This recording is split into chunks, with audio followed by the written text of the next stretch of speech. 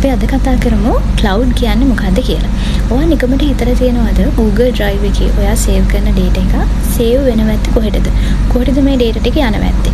මේ data save වෙන්නේ cloud එකේ. Cloud කියලා කියන්නේ remote services on internet. internet එකේ තියෙන සේවාවක්. ඒ කියන්නේ උදාහරණයක් විදිහට ගත්තොත් අපි හිතමුකෝ මෙහෙම ඔයාගේ photo එකක් ඔයා Google Drive එකට save කරනකොට Google services වල තියෙන server එකක data center එකේ තමයි මේ data ටික save වෙලා තියෙන්නේ. ඉතින් ඔයාගේ data පරිස්සමට තියෙනවා.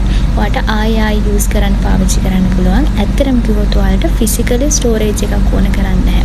ඒ කියන්නේ උදාහරණයක් විදිහට ඔයාගේ computer එකේ වෙනම space එකක් allocate කරන්න ඕනේ නැහැ. ඔයාගේ data save කරගන්න ඔයාලට cloud එකේ data save කරගන්න පුළුවන්. එතකොට ඔයාගේ storage එක fulfill වෙන එක නතර කරගන්න පුළුවන්. ගොඩක් දෙනෙක්ගේ mobile phone එකේ data storage එක අඩු වෙලා යනවනේ.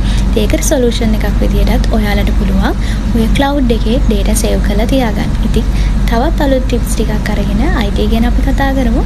ටිකටම follow කරලා තියාගන්න.